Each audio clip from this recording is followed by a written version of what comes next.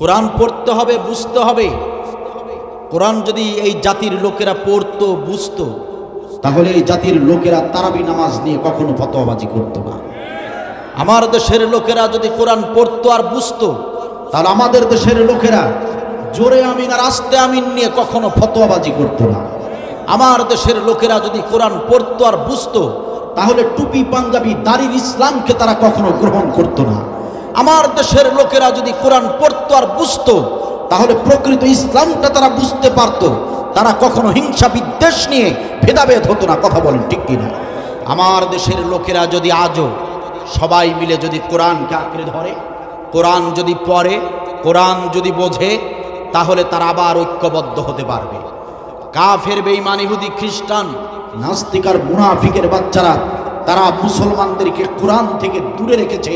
কারণ হলো একটাই, ওরা জানে মুসলমানরা যদি কোরআন বুঝে তাহলে এরা এক হয়ে যাবে। এজন্য মুসলমানদেরকে কোরআন থেকে ওরা দূরে সরিয়ে রাখতে চায়। কথা বলে ঠিক কিনা? এজন্য সবাইকে সিদ্ধান্ত নিতে হবে। নীলফামারী জেলার মুসলমানেরা আলোচনার শুরুতে আসুন আমরা সিদ্ধান্ত নেই, আসুন আমরা শপথ নেই। আজ থেকে আমরা শপথ নেই, সিদ্ধান্ত নেই। আমরা যারা কোরআন পড়তে জানি না, আমরা আজ থেকে কোরআন পড়া জানবো, শিখব। আমরা যারা কোরআন অর্থ সহ পড়ি না, আজ থেকে আমরা সিদ্ধান্ত নিলাম আমরা কোরআন অর্থ সহ পড়ব। রাজি আছেন সবাই? রাজি আছেন সবাই? বিশ্বাস করেন, এদেশের লোকেরা যদি কোরআন বোঝা শুরু করে দেয়, এদেশের লোকেরা যদি কোরআন বুঝে বুঝে আমল করা শুরু করে দেয়, এদেশের লোকেরা যদি আলেমদের সঙ্গে থাকে, এদেশের লোকেরা যদি আলেমদেরকে ভালোবাসে, এদেশের লোকেরা যদি আলেমদের নেতৃত্ব গ্রহণ করে নেয়, এদেশের লোকেরা যদি আলেমদের জন্য জীবন দিয়ে দেয়, এদেশের লোকেরা যদি আলেমদের সম্মান বজায় রাখার জন্য একটুখানি সচেতন হয়, তাহলে আমার এই মাতৃভূমি বাংলার জমিনে যে নাস্তিক কুলাঙ্গারের বাচ্চারা আলেমদের গায়ে হাত তুলেছে, যে নাস্তিক কুলাঙ্গারের বাচ্চারা এই বাংলার জমিনে আলেমদের গায়ে হাত তুলেছে, রিমান্ডের নামে নির্যাতন চালিয়েছে, এদেশের নাস্তিক মুনাফিকের বাচ্চারা যারা আলেমদেরকে জেলখানার ভিতরে অন্ধকার প্রকোষ্ঠে রেখে নির্যাতনের পর নির্যাতন চালিয়েছে, এদেশে আমার এই বাংলাদেশের নাস্তিক মুনাফিকের বাচ্চারা যারা আমার দেশের হক্কানি আলেমদেরকে মিথ্যা তহমত দিয়া, প্রহসনের বিচার দিয়া, মিথ্যা রায়ের মাধ্যমে ফাঁসিতে ঝুলিয়েছে, আমার দেশের নাস্তিক আর মুনাফিকের বাচ্চারা এই বাংলার জমিনের গর্ব আল্লামা সাইদ রহমাতুল্লাহি আলাইহিকে এরকম মেডিকেল কিলিং এর নামে যারা হত্যা করেছে, নীলফামারী জেলার মুসলমানেরা কান খুলে শুনে নাও। কোরআন যদি বুঝতে পারো, ঐক্যবদ্ধ যদি হতে পারো, এই জমিনের নাস্তিক আর মুনাফিকের বাচ্চারা একটা সময় আলেমদের পায়ের জুতা লাগিয়ে, আলেমদের পায়ের জুতার ফিতা লাগিয়ে বাংলাদেশে বাঁচতে হবে, নয়তো বাংলাদেশে তাদের জায়গা হবে না, জায়গা হবে না ইনশাআল্লাহ।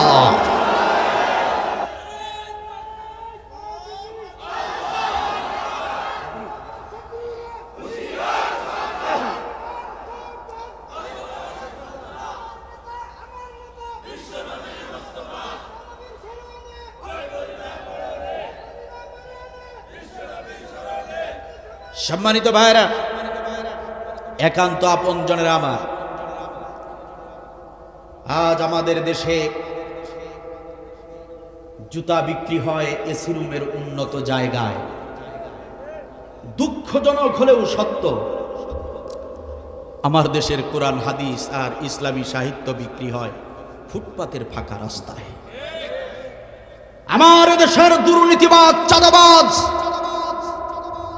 ভণ্ড নেতারা থাকে শহরের 10 তলায়। দুঃখজনক হলেও সত্য, বাংলাদেশের হক্কানি আলেমরা থাকে জেলখানায়। কথা বলেন ঠিক কিনা? সুতরাং এ জাতির লোকদেরকে কোরআনের কাছে আসা ছাড়া, কোরআনের পথ ছাড়া বিকল্প আর কোনো রাস্তা খোলা নাই। ঠিক কিনা বল?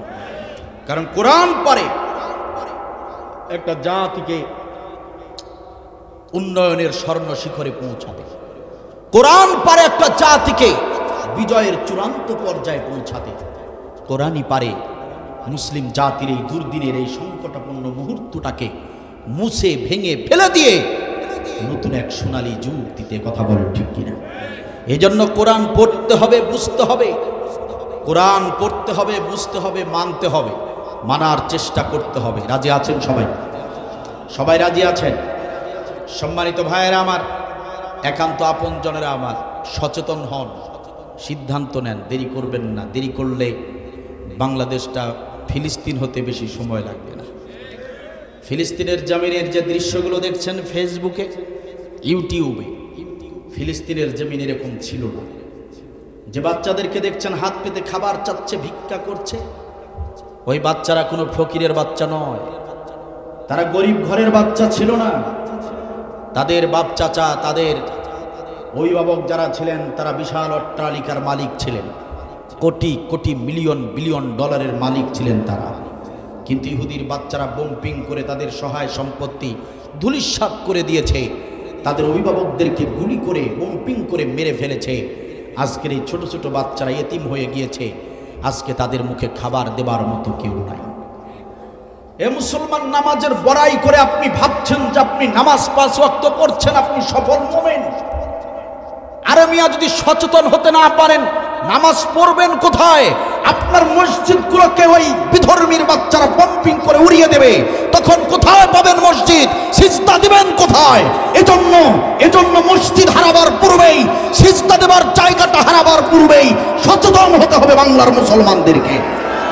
হে মুসলমান, ভালো করে স্পষ্ট ভাষায় জেনে রাখুন, ফিলিস্তিনের শত্রু যেরকম ইসরায়েল, ফিলিস্তিনের শত্রু যেমন দূরের কোন শত্রু নয়, প্রতিবেশী ইসরায়েল যেমন ফিলিস্তিনকে ধ্বংস করার জন্য সবসময় ঐক্যবদ্ধ ছিল, আমার বাংলার মুসলমানদেরকেও ধ্বংস করার জন্য দূরের কোন শত্রুর প্রয়োজন নয়। প্রতিবেশী বন্ধু নামের ওই মুশরিক গোষ্ঠী এই বাংলাদেশটাকে ধ্বংস করার জন্য যথেষ্ট হয়ে যাবে। কথা বলে ঠিক কিনা? সুতরাং সচেতন হতে হবে, সিদ্ধান্ত আগে থেকেই নিতে হবে। শুধু কোরআনের আলোচনা শুনবেন, নামাজ রোজা হজ যাকাত করবেন আর ভাববেন যে জান্নাতি হয়ে গিয়েছেন, এই টেন্ডেন্সি বাদ দেন। নতুন করে বাঁচার স্বপ্ন নিন, নতুন করে সিদ্ধান্ত নিন। সচেতন এখনই হতে হবে। আপনার যে বাচ্চাদের জন্য এত কষ্ট করে সঞ্চয় করছেন, জমি জমা ক্রয় করেছেন, বাড়ি গাড়ি করেছেন, আপনি যদি সচেতন না হন, আজ বাদে কাল মুশরিকের বাচ্চারা বাংলাদেশটাকে শেষ করে দিবে।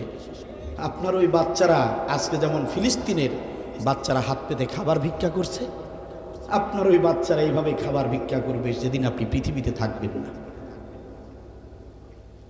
সুতরাং আমার এই বাংলাদেশ 92% মুসলমানের দেশ, এটা নামে থাকলে চলবে না, কাজে পরিণত করতে হবে। আমার দেশটা 92% মুসলমানের দেশ, শাহজালালের বাংলাদেশ। এটা শুধু কাগজে থাকলে হবে না, এটা বাস্তবে প্রতিফলিত করতে হবে। এটা আপনার আমাদের সকলের দায়িত্ব। আজকে এই প্রথম বাংলার স্বাধীনতার পরে এই প্রথমবার মাহে রমজান মাসে ইফতার প্রোগ্রাম সরকারিভাবে বন্ধ করে দেওয়া হয়েছে। হে মুসলমান, এর আগে কখনো কোনো সরকার ইফতার প্রোগ্রামগুলোকে বন্ধ করার দুঃসাহস দেখায় নাই। সম্মানিত ভাইয়েরা আমার, মুসলমানদের মাহে রমজানের রোজা রাখা যেমন ইবাদত, ইফতার করাটাও ঠিক তেমনই ইবাদত। ঠিক কিনা বলেন? আমার এই বাংলার জমিনে এই প্রথম 100 টাকার খেজুরে 120 টাকা ভ্যাট বসিয়ে দেওয়া হয়েছে। সম্মানিত ভাইয়েরা আমার, এই বাংলাদেশের ইসলামের কৃষ্টি কালচার বলতে যা কিছু আছে সব কিছু নিয়েই ষড়যন্ত্র হচ্ছে। চুপ করে থাকার সুযোগ নাই। মসজিদে নামাজ যেরকম আল্লাহর হুকুমে পালন করছেন, অনুরূপভাবে সর্বত্র জায়গায় যেসব সেক্টরে যারা যেভাবে বিচরণ করছেন, প্রত্যেকটা সেক্টরে ইসলামের জন্য কাজ করতে হবে। তবেই আমরা আমাদের দায়িত্ব পালনে সচেষ্ট হতে পারবো। ঠিক কিনা বলে? সম্মানিত ভাইয়েরা আমার, এজন্য আলোচনার শুরুতে আপনাদেরকে বিনয়ের সঙ্গে অনুরোধ করছি, আসুন শুধু নামাজ রোজা হজ জাকাতের ইসলাম নয়, আসুন আমরা পূর্ণাঙ্গ ইসলাম মেনে চলি। আমরা আমাদের সামনের আগামী প্রজন্ম তাদেরকে যেন ইসলামের সুমহান এক সুন্দর ছায়াতলে যাতে করে তাদেরকে আশ্রয় দিয়ে যেতে পারি, সে ব্যাপারে আসুন আমরা কাজ করি, আসুন কাজ করি, আসুন ইসলামের জন্য, কোরআনের জন্য কাজ করি। আল্লাহ তৌফিক দান করুন। আল্লাহ তাআলা সূরা আল আহজাব 35 নম্বর আয়াতে আল্লাহ তাআলা বললেন, বান্দারা কয়েকটি আমলের নির্দেশ দিলাম, আমলগুলো করো, গুনাহ খাতা মাফ হয়ে যাবে, জান্নাতের মালিক হয়ে যাবে তোমরা। সুবহানাল্লাহ। আসুন আল্লাহর ভাষায় শুনে নেই আল্লাহ তাআলা কি বললেন। আল্লাহ রাব্বুল আলামিন বলেন সূরা আল আহজাবের 35 নম্বর আয়াতের ভিতরে, আমি আল্লাহ রাব্বুল আলামিন কয়েকটি আমলের নির্দেশ দিলাম। এই আমলগুলো যারা আন্তরিকতার সঙ্গে দুনিয়ার জীবনে যারা পালন করবে, এই আমলগুলো যারা দুনিয়ার জীবনে পালন করবে, আল্লাহ রাব্বুল আলামিন বলেন আমি আল্লাহ রাব্বুল আলামিন তাদের জন্য দুটি পুরস্কার ঘোষণা করেছি। এক নম্বর, আ'আদাল্লাহু লাহুম মাগফিরাতাও ওয়া আজরান আযীমা। এক নম্বর হলো লাহুম মাগফিরাত, আমি আল্লাহ রাব্বুল আলামিন তাদের গুনাহ খাতা মাফ করে দেব। ওয়া আজরান আযীমা, শুধু গুনাহ খাতাই মাফ করব না, আমি আল্লাহ রাব্বুল আলামিন তাদেরকে শ্রেষ্ঠ প্রতিদানে তাদেরকে আমি পুরস্কৃত করব। মুফাসসিরিনে কিরামগণ বলেন শ্রেষ্ঠ পুরস্কার হলো জান্নাতুল ফেরদাউস। তার মানে এই আমলগুলো যারা করবে আল্লাহ তাআলা জান্নাতুল ফেরদাউস তাদেরকে দান করবেন। একদিকে গুনাহ খাতা মাফ করে দিবেন, অন্যদিকে ওই বান্দা বান্দীদেরকে আল্লাহ রাব্বুল আলামিন জান্নাতুল ফেরদাউসের মালিক বানিয়ে দিবেন। চিল্লায়ে বলেন সুবহানাল্লাহ। সম্মানিত ভাইয়েরা আমার, আল্লাহ রাব্বুল আলামিন বলেন আমি আল্লাহর ওয়াদা গুনাহ মাফ করে দেব, জান্নাতের মালিক বানিয়ে দেব যদি তোমরা আমলগুলো করতে পারো। সম্মানিত ভাইয়েরা আমার, আমরা এবার জেনে নেব আল্লাহ রাব্বুল আলামিন সেই আমলগুলো কোন আমলগুলোর কথা বলেছেন। আল্লাহ তাআলা সূরা আহজাবের 35 নম্বর আয়াতের ভিতরে যে আমলগুলোর কথা বলেছেন একটু মনোযোগ দিয়ে শুনেন। এক নম্বর আমল হলো ইন্নাল মুসলিমিনা ওয়াল মুসলিমাত, তোমরা যারা গুনাহ খাতা মাফ করিয়ে নিতে চাও, তোমরা যারা জান্নাতের মালিক হতে চাও, তোমাদের এক নম্বর আমল হলো ইন্নাল মুসলিমিনা ওয়াল মুসলিমাত, নিশ্চয়ই যারা মুসলিম হবে, যে পুরুষরা মুসলিম হবে, যে নারীরা মুসলিম হবে, এক নম্বর শর্ত হলো তোমাদেরকে মুসলিম হতে হবে। যারা মুসলিম হবে তাদের গুনাহ মাফ করে দেওয়া হবে, তাদেরকে জান্নাতের মালিক বানিয়ে দেওয়া হবে। চিল্লায় বলেন সুবহানাল্লাহ। এক নম্বর আমল হচ্ছে মুসলিম হতে হবে। কি হতে হবে? কথা বলেন না কেন? কি হতে হবে? মুসলিম হতে হবে। এখন আপনারা বলবেন যে আমরা তো আগে থেকেই মুসলিম। না, এখানে একটু অ্যাঙ্গেল করে দেন সামান্য। আপনারা বলবেন যে না আমরা তো আগে থেকেই মুসলিম। না, প্রকৃত মুসলিম হতে হবে। আমার দিকে লক্ষ্য করেন, প্রকৃত মুসলিম হতে হবে। মুসলিম মানে হচ্ছে আত্মসমর্পণকারী। আত্মসমর্পণ করতে হবে কার কাছে? আল্লাহর কাছে। আপনাদের খারাপ লাগছে? আমি আলোচনার প্রসঙ্গের বাহিরে কোনো কথা বলি না। কথা কি বোঝা যায়? প্রসঙ্গ আমাকে যেদিকে নিয়ে যাবে ইনশাল্লাহ সেদিকে প্রয়োজনীয় প্রেক্ষাপটের আলোচনা করব। একটু ধৈর্য ধরতে হবে। খারাপ লাগছে আপনাদের? একটু মনোযোগ দেন, সামনে ভালো মজার আলোচনা আছে। আল্লাহ তাআলা বললেন এক নম্বর আমল হলো তোমাদেরকে মুসলিম হতে হবে। কি হতে হবে? মুসলিম। এখন আমরা তো অনেক সময় বলি যে আমরা মুসলিম। পরিচয় কি? আমরা মুসলিম, আমরা মুসলমান। আদমশুমারিতে আমাদের নামে দেওয়া রয়েছে আমরা মুসলিম। আমাদের ধর্ম ইসলাম, ইসলাম সুন্নি, এরকম মুসলিম। কিন্তু আল্লাহ তাআলা বলেন শুধু নামে নয়, প্রকৃত অর্থে মুসলিম হতে হবে। এখন আমরা প্রকৃত অর্থে মুসলিম কেমনে হব? সম্মানিত ভাইয়েরা আমার, মুফাসসিরিনে কিরামগণ বলেন আল্লাহর যে বান্দা বান্দিরা আল্লাহ রাব্বুল আলামিনের সমস্ত হুকুম আহকাম আল্লাহ তাআলার বিধান মতো যারা নিজেদের জীবন পরিচালনা করবে, নিজেদের ব্যক্তি স্বাধীনতা, নিজেদের ইচ্ছা শক্তি, নিজেদের ভালো লাগা, এগুলোকে যারা কোরবানি করে দিয়া এক আল্লাহর খুশির জন্য আল্লাহর কাছে যারা নিজেদেরকে আত্মসমর্পণ করে দেয়, মুফাসসিরিনে কিরামগণ বলেন তারাই হলো প্রকৃত মুসলিম। প্রকৃত মুসলিম হলো তারা নিজেদের ইচ্ছা নয়, নিজেদের স্বাধীনতা নয়, আমার মন যা চাইবে আমি তাই করব, এরকম নয়, বরং আল্লাহ যা চান তাই করতে হবে। এই মন মাইন্ড নিয়ে, এই মানসিকতা নিয়ে যারা কাজ করে, মুফাসসিরিনে কিরামগণ বলেন তারাই হচ্ছে মুসলিম, তারাই হচ্ছে আত্মসমর্পণকারী। সম্মানিত ভাইয়েরা আমার, সুদ খাওয়ার ইচ্ছা হয় অনেকের, সুদি কারবার করলে অল্প দিনে বড় লোক হওয়া যায়। ঘুষ খাওয়ার ইচ্ছা থাকতে পারে অনেকের, ঘুষ খেলে তাড়াতাড়ি বড় লোক হওয়া যায়। দুর্নীতি করলে তাড়াতাড়ি বাড়ি গাড়ির মালিক হওয়া যায়। জিনা করার ইচ্ছা জাগে, জিনা করতে অনেক মজা লাগে, জিনা করারও ইচ্ছা হতে পারে অনেকের। মুফাসসিরিনে কিরামগণ বলেন ইচ্ছা চায়, মনটা চায়, সুদ খাই, ঘুষ খাই, জিনা করি, দুর্নীতি করি, মন চায়, মন চাইতে পারে, মন চাইতে পারে, মনটা ইচ্ছাটা চাইতে পারে। স্বাধীনতা, মন, ইচ্ছা, আমাদের নিজের নফস যেটাকে আমরা বলি, আমাদের নফস এটা চাইতে পারে।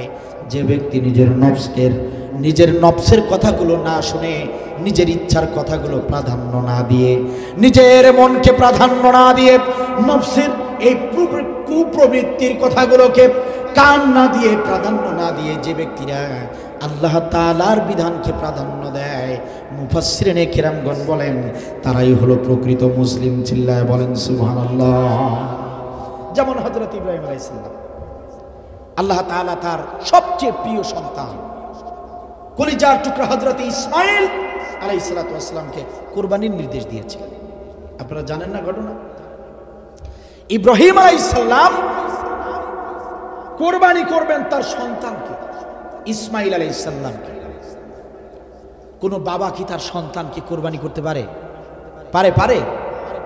আপনারা পারবেন? ইব্রাহিম আলাইহিস সালামকে যখন আল্লাহ নির্দেশ দিলেন তোমার সন্তানকে কুরবানি করতে হবে, সম্মানিত ভাইয়েরা, একান্ত আপনজনেরা, ইব্রাহিম আলাইহিস সালামের মন চেয়েছে যে আমি ইব্রাহিম কুরবান হয়ে যাই, কিন্তু আমার ছেলে ইসমাঈল যেন জীবিত থাকে। ঠিক কিনা বলেন? ইব্রাহিম আলাইহিস সালামের মন চেয়েছে যে প্রয়োজনে আমি ইব্রাহিম শেষ হয়ে যাই, কিন্তু ইসমাঈল আমার ছেলেটা যেন জীবিত থাকে। কিন্তু ইব্রাহিম আলাইহিস সালাম তা করেন নাই। কেন? তিনি ভেবেছেন আমি তো মুসলিম, আমি তো আল্লাহর কাছে আত্মসমর্পণকারী, আমার নিজের ইচ্ছা শক্তি বলতে কিছু নাই, আমার স্বাধীনতা বলতে কিছু নাই, আমার মন যা চাইবে আমি তাই করতে পারবো না। আমার মন তো চায় ইসমাঈলকে বাঁচিয়ে রাখি, কিন্তু আমার মন তো চাইলে হবে না, কারণ আমার আল্লাহ যা চাইবে আমাকে তাই করতে হবে, কারণ আমি ইব্রাহিম আল্লাহর কাছে নিজেকে সমর্পণ করে দিয়েছি। সুতরাং আমার ইচ্ছার কোনো দাম নাই, আল্লাহ যেটা চান সেটাই করতে হবে।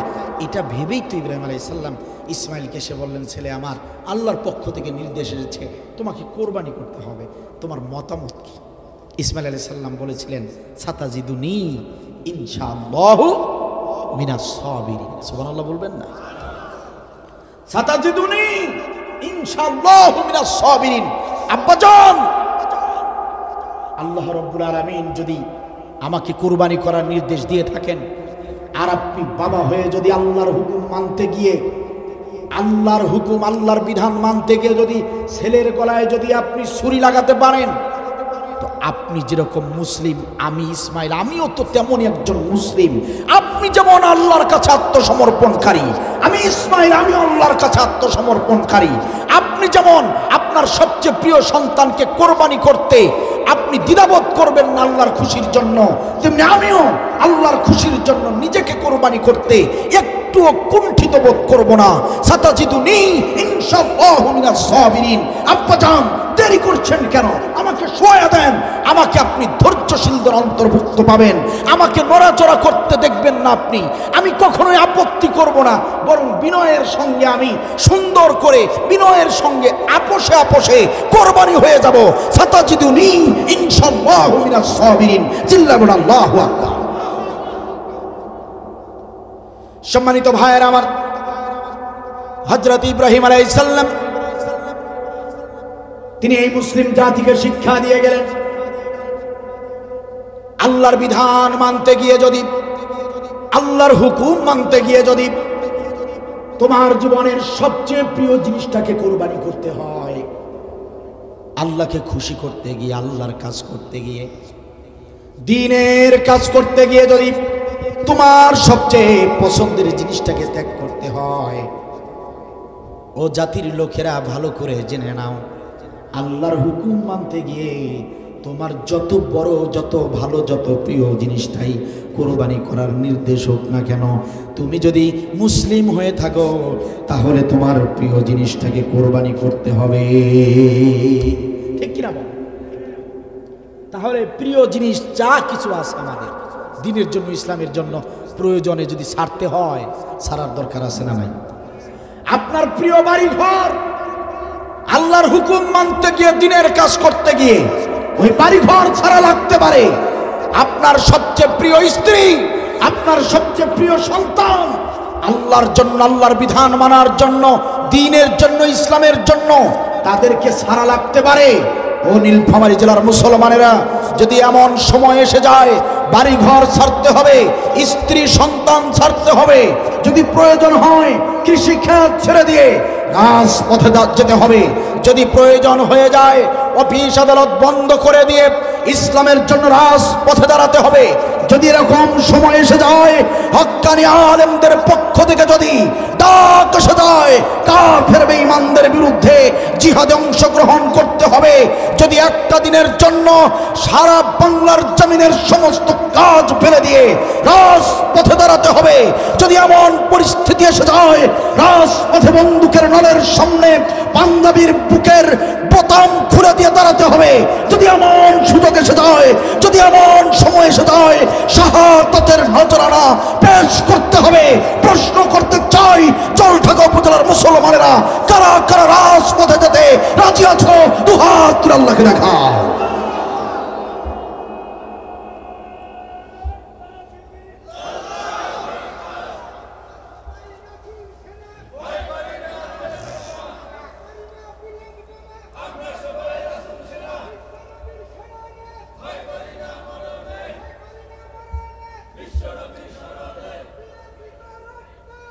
মাশাআল্লাহ, মাশাআল্লাহ, জাযাকাল্লাহ।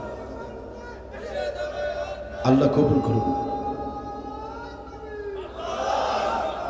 আল্লাহ কবুল করুন, বলেন আমিন।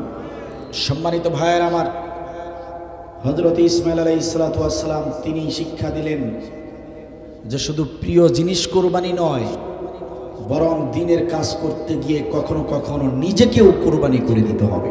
ঠিক কিনা বল? বাবা শিক্ষা দিল নিজের প্রিয় জিনিসটাকে কোরবানি করতে হবে, যত প্রিয় হোক, প্রিয় গাড়ি, প্রিয় বাড়ি, প্রিয় নারী, প্রিয় সন্তান, সব কিছু প্রয়োজনে ছাড়তে হবে। এটা শিক্ষা দিল বাবা, আমাদের জাতির যিনি পিতা। আর যিনি সন্তান, তিনি শিক্ষা দিলেন প্রয়োজনে তুমি দ্বীনের কাজ করতে গিয়ে তোমাকেই কোরবানি করে দিবা। সুবহানাল্লাহ বলেন। জাতির পিতা এমনি হয় নাই, জাতির পিতা হয় তো সস্তা বিষয় নয়, এটা মাগনা মাগনা উপাধি নয়। জাতির পিতা হযরত ইব্রাহিম আলাইহিস সালাম এমনি এমনিতে জাতির পিতা হন নাই। আল্লাহ রাব্বুল আলামিন তাকে পরীক্ষার পর পরীক্ষা, পরীক্ষার পর পরীক্ষা দিয়ে আল্লাহ রাব্বুল আলামিন প্রত্যেকটা পরীক্ষায় হযরত ইব্রাহিম আলাইহিস সালামের এই উত্তীর্ণ হওয়ার রেজাল্ট দেখে আল্লাহ রাব্বুল আলামিন খুশি হয়ে তাকে মিল্লাত আবিকুম ইব্রাহিম ওয়া সাম্মাকুমুল মুসলিমিন, এই মুসলিম জাতির পিতা বানিয়েছেন। এটা সস্তা কোনো বিষয় নয়। ঠিক কিনা বলে? জাতির পিতা হওয়া সস্তা জিনিস নয়। জাতির পিতা আমাদের একজন, তিনি কে? আরো কেউ আছে জাতির পিতা? মুসলিম জাতির পিতা একজন, তিনি ইব্রাহিম। এই কুরআনুল কারীমে যদি আল্লাহ রাব্বুল আলামিন ইব্রাহিম নবীর নাম দিয়ে এভাবে উল্লেখ করে আয়াত যদি নাজিল না করতেন, তাহলে আমরা গন্ডায় গন্ডায়, হালি হালি, ডজনে ডজনে আমরা জাতির পিতা বানাতে পারতাম, কোনো সমস্যা ছিল না। কিন্তু আল্লাহ তাআলা যখনই আয়াত নাজিল করে নির্ধারিত নাম দিয়ে নির্দিষ্টভাবে মুসলিম জাতির পিতা একজনকে বানিয়ে দিয়েছেন, ইব্রাহিমকে বানিয়ে দিয়েছেন। সুতরাং কোন মুসলিম মায়ের সন্তান ইব্রাহিম নবীকে ছাড়া আর কাউকে জাতির পিতা বলতে পারে না। যদি কেউ বলে ও আর মুসলিম থাকে না, ও অবৈধ জারজ সন্তান হয়ে যায়। এটা সস্তা কোনো বিষয় নয়। কোরআনে যার নাম এসেছে নির্দিষ্টভাবে বলা হয়েছে জাতির পিতা হচ্ছে ইব্রাহিম। এরপরেও যদি কেউ জাতির পিতা কাউকে বানায়, কোনো পীর সাহেবকে বানায়, কোনো নেতাকে বানায়, যাকেই বানাক না কেন, ইব্রাহিম সারা যাকেই জাতির পিতা বানাবে বুঝতে হবে বাপ যাদের বেশি তাদেরকে আমাদের এলাকার লোকেরা তাদেরকে জারজ বলে। কি বলে? সুতরাং জাতির পিতার কাছ থেকে শিখুন মুসলিম কারে বলে, মুসলিম কারে বলে, আত্মসমর্পণ কেমনে করতে হয় ইব্রাহিম আলাইহিস সালাম বুঝিয়ে দিয়েছেন। এমনি এমনি তিনি জাতির পিতা হন নাই। সুতরাং মুসলিম যদি হতে চান প্রিয় জিনিসকে কোরবানি করতে শিখুন। মুসলিম যদি হতে চান নিজেদের জীবনকে কোরবান করতে শিখুন, তাহলে প্রকৃত মুসলিম হতে পারবেন। আর যদি প্রকৃত মুসলিম হতে পারেন, আমার আল্লাহর ওয়াদা আ'আদাল্লাহু লাহুম মাগফিরা, প্রকৃত মুসলিম যদি হতে পারো আমি তোমাদের সমস্ত গুনাহ খাতা মাফ করে দেব। চিল্লাহু আল্লাহু আকবার। আমরা নবী রাসূল দেখি নাই, আমরা সাহাবায়ে আজমাইন দেখি নাই, দেখেছেন? আমরা তাবেঈন দেখি নাই, আমরা ইমাম বুখারীকে দেখি নাই, ইমাম আবু হানিফাকে দেখি নাই। আমাদের দেশে এসেছিলেন হযরত শাহজালাল রহমতুল্লাহি আলাইহি, ইসলামের বীর সৈনিক, তাকেও আমরা দেখি নাই। দেখেছেন? আমরা তাদের কাউকে দেখি নাই। আমরা এমন হতভাগা।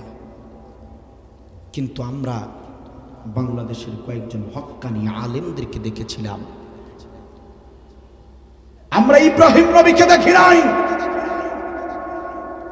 ইসমাইল নবীকে দেখি নাই, কিন্তু আমরা ইসমাইলের কয়েকজন উত্তরসূরিদেরকে দেখেছিলাম। ইসমাইল যেমন স্বেচ্ছায় নিজেকে কোরবানি করার জন্য শুয়ে পড়েছিল, এই বাংলার জমিনে মুসলিম কারে বলে, প্রকৃত মুসলিম কেমনে হওয়া লাগে, এটা সচক্ষে দেখিয়ে দিয়েছিলেন একদল আলেম। আমরা তাদেরকে নিজ চোখে দেখেছি, যারা স্বেচ্ছায় শাহাদাতের নজরানা পেশ করেছিলেন। যদি চাইতেন পালিয়ে বাঁচতে পারতেন, যদি তারা চাইতেন আপোষনামায় সিগনেচার করে ফাঁসির হাত থেকে বাঁচতে পারতেন, যদি তারা চাইতেন আপোষনামায় চুক্তিনামায় একটা স্বাক্ষর করে তারা এই জেলখানা থেকে অন্ধকার প্রকোষ্ঠ থেকে বের হয়ে বাড়িতে গিয়ে নাতি নাতনির সাথে আরামায়েশে দিন কাটাতে পারতেন। কিন্তু তারা তা করেন নাই, বাতিলের কাছে মাথা নত করেন নাই, বাতিলের সঙ্গে আপোষ করেন নাই, বরং ইসমাইলের মতো করে আল্লাহর খুশির জন্য আল্লাহর বিধান মানতে গিয়ে, দিন কায়েমের আন্দোলন করতে গিয়ে তারা স্বেচ্ছায় ফাঁসিতে ঝুলে তারা শাহাদাতের নজরানা পেশ করেছেন। কথা বলেন ঠিক কিনা? এরাই প্রকৃত মুসলিম। প্রকৃত মুসলিম দেখার জন্য আর কোথাও যাওয়ার প্রয়োজন না।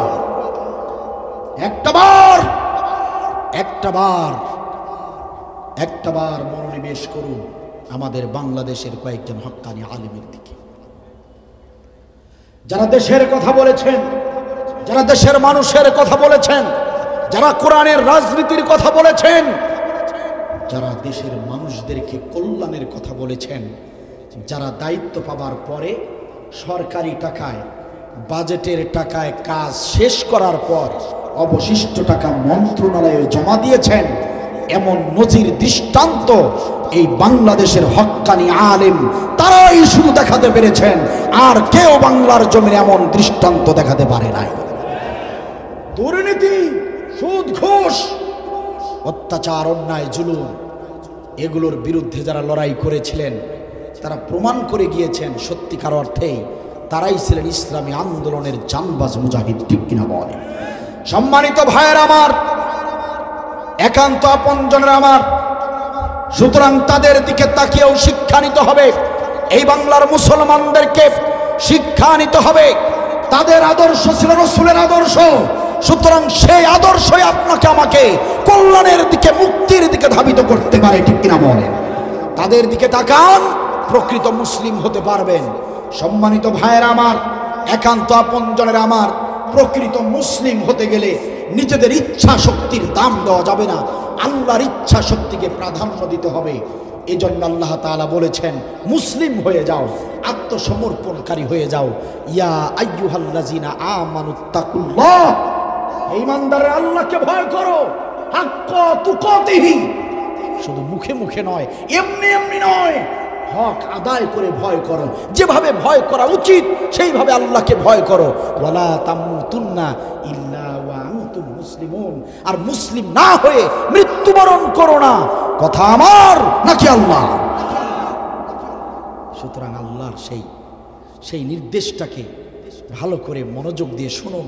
আল্লাহর সেই নির্দেশ, মুসলিম না হয়ে মরো না। মুসলিম না হয়ে কবরে গেলে খবর আছে, কথা কাজ।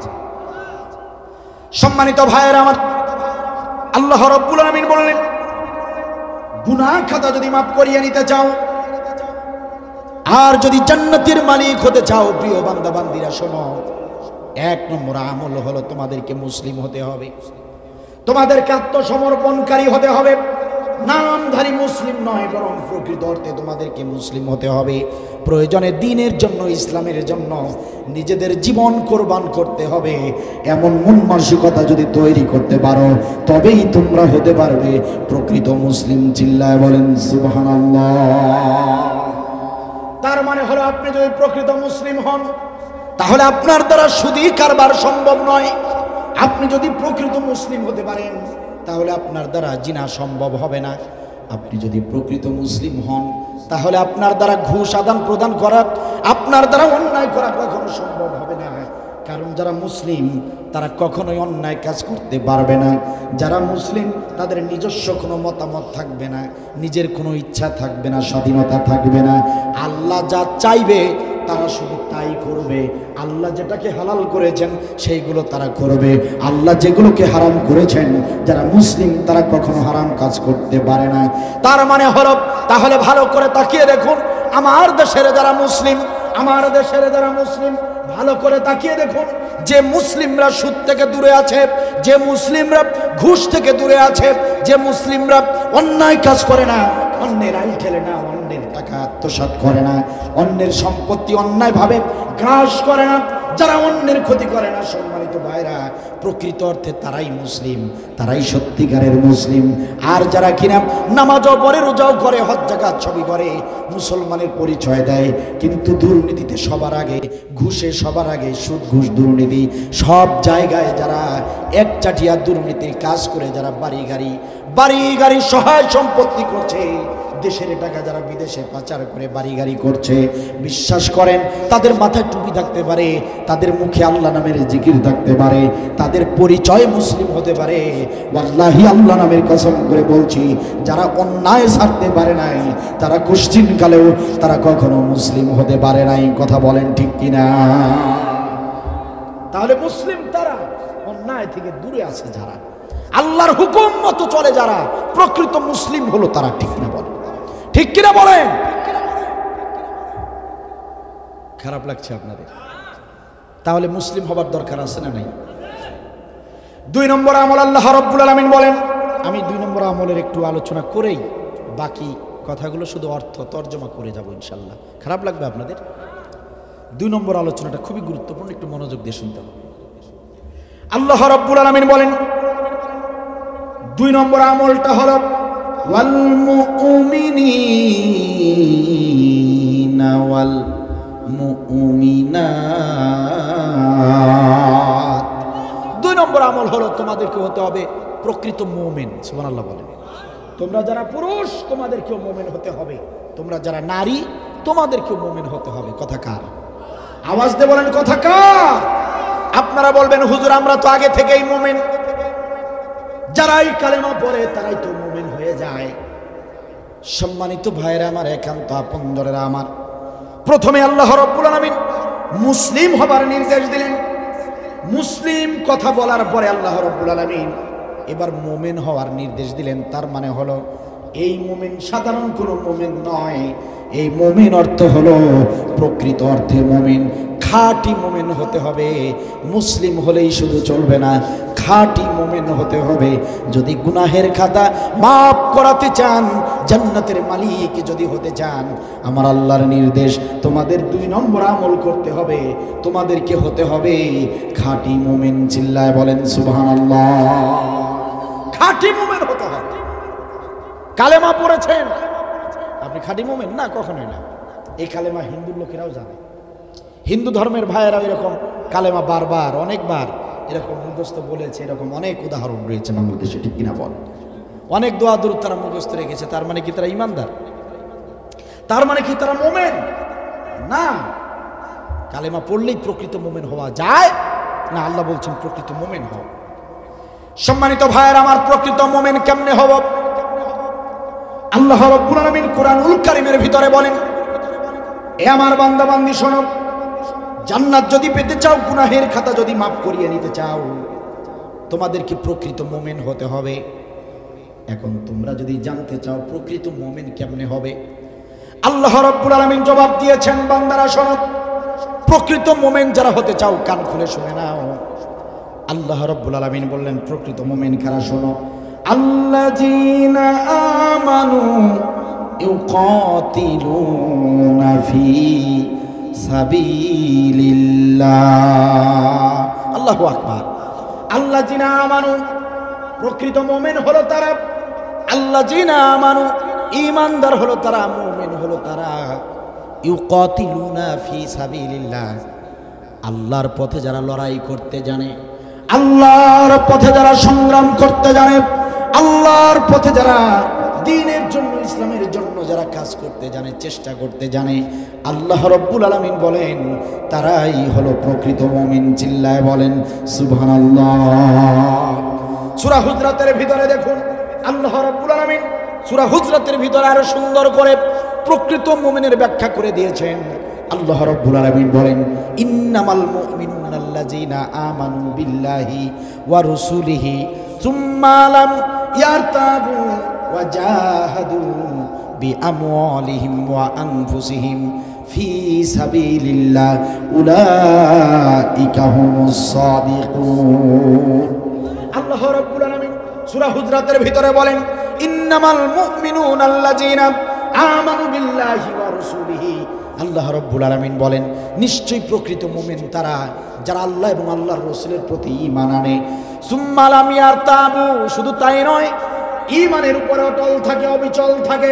ওয়া জাহাদু, আর যারা জিহাদ করে, জিহাদের আমল করে, যারা দিন কায়েমের চেষ্টা করে, যারা দিন কায়েমের জন্য প্রচেষ্টা চালায়, দিন কায়েমের জন্য যারা সংগ্রাম করে, আল্লাহ রাব্বুল আলামিন বলেন উলাইকা হুমুস সাদিকুন। এরা শুধু প্রকৃত মুমিনে নয়, এরা প্রকৃতি মুমিন, এরা প্রকৃত মুমিন এবং এরাই হলো সাদিকিন বান্দা। চিল্লায় বলেন সুবহানাল্লাহ। প্রকৃত মুমিন এবং সাদিকিন বান্দা কারা? যারা ঈমান আনার পর জিহাদের আমল করে, দিন কায়েমের চেষ্টা যারা করে। আমার আল্লাহর কথা হলো, আমার আল্লাহর বক্তব্য হলো, এরাই হলো প্রকৃত মুমিন, এরাই হলো সাদিকিন বান্দা। চিল্লা বলেন সুবহানাল্লাহ। তাহলে আমার দেশের লোকেরা সাদিকিন কারে বলে? লম্বা জুব্বা থাকবে, ফুরফুরা চেহারা থাকবে, লম্বা লম্বা দাড়ি থাকবে, শরীর থেকে আতরের ঘ্রাণ আসবে, এরকম লোক দেখলে আমাদের দেশের লোকেরা বলে সাদিকিন বান্দা। সাদিকিন বান্দা দেখে আসলাম, অমুক পীর সাহেব সাদিকিন মানুষ, এই কথাগুলো বলে। কিন্তু আমার আল্লাহর কথা তা নয়। আমার আল্লাহর বক্তব্য হলো, ওই যুবকের মুখে লম্বা লম্বা দাড়ি নাও থাকতে পারে, ওই যুবকের পরনে জুব্বা নাও থাকতে পারে, ওই যুবকের শরীরে আতরের ঘ্রাণ নাও থাকতে পারে, কিন্তু ওই যুবক যদি দিন কায়েমের জন্য লড়াই করে, এই যুবক যদি ইকামাতে দ্বীনের কর্মী হতে পারে, এই যুবক যদি দিন কায়েমের চেষ্টা করে, তাহলে ওই যুবকটাই সাদিকিন বান্দা, ওই যুবকটাই হচ্ছে প্রকৃত মুমিন। কথা বলেন ঠিক কিনা? টুপিদারি, পাঞ্জাবি, পাগড়ি এগুলো মুমিনের শর্ত নয়, এগুলোই সাদিকিনের জন্য। সাদিকিনের জন্য এই গুণগুলো শর্ত নয়। শর্ত হলো দিন কায়েমের আমল যারা করে, আমার আল্লাহর ভাষায় তারাই হলো সাদিকিন বান্দা। সুবহানাল্লাহ বলেন। তারাই হলো প্রকৃত মুমিন যারা দিন কায়েমের জন্য লড়াই করে। কথা আমার নাকি আল্লাহ? আওয়াজ দিয়ে বলেন কথা কার? সম্মানিত ভাইয়েরা আমার, আল্লাহ রাব্বুল আলামিন বলেন, ইন্নাল্লাহা ইউহিব্বুল্লাযীনা ইউকাতিলুনা ফী সাবিলিহি সাফফান কান্নাহুম বুনিয়ানুম মারসুস। আল্লাহ রাব্বুল আলামিন বলেন, ইন্নাল্লাহা, নিশ্চয় আল্লাহ, ইউহিব্বুল্লাযীনা, তাদেরকে মহব্বত করেন, তাদেরকে ভালোবাসেন, ইউকাতিলুনা ফি সাবিলিহি সাফফান কান্নাহুম বুনিয়ানুম মারসুস, সীসা ঢালা প্রাচীরের মতো ঐক্যবদ্ধ হয়ে সারিবদ্ধভাবে মজবুত হয়ে যারা, শক্তিশালী হয়ে যারা দিন কায়েমের জন্য চেষ্টা চালায়, লড়াই করে, আল্লাহ রাব্বুল আলামিন বলেন, আমি ওই বান্দা বান্দীদেরকে সব থেকে বেশি ভালোবাসি। আল্লাহ ভালোবাসেন তাদেরকে যারা দিন কায়েমের জন্য সীসাডালা প্রাচীরের মতো শক্তিশালী হয়ে যারা দিন কায়েমের জন্য লড়াই করে, চেষ্টা করে, সংগ্রাম করে। আল্লাহ বলেন, আমি তাদেরকে সবচেয়ে বেশি ভালোবাসি। সুবহানাল্লাহ বলবেন না? প্রকৃত মুমিন কারা? সম্মানিত ভাইয়েরা আমার, প্রকৃত মুমিন হলো তারা যারা ইসলামী আন্দোলন করে, দিন কায়েমের আন্দোলন করে। আল্লাহ রাব্বুল আলামিন এই কুরআনুল কারীমে যেখানে ইসলামী আন্দোলনের কথা বলেছেন সেখানেই গুনাহ মাফের ঘোষণা করেছেন। সুবহানাল্লাহ বলেন। যেখানেই গুনাহ মাফের কথা বলেছেন সেখানেই আল্লাহ রাব্বুল আলামিন জান্নাতের সুসংবাদ দিয়েছেন। সুবহানাল্লাহ বলেন। আল্লাহ রাব্বুল আলামিন বলেন, ইয়া আইয়ুহাল্লাযীনা আমানু হাল আদুল্লুকুম আলা তিজারাতিন তুজিকুম মিন আযাবিন আলীম।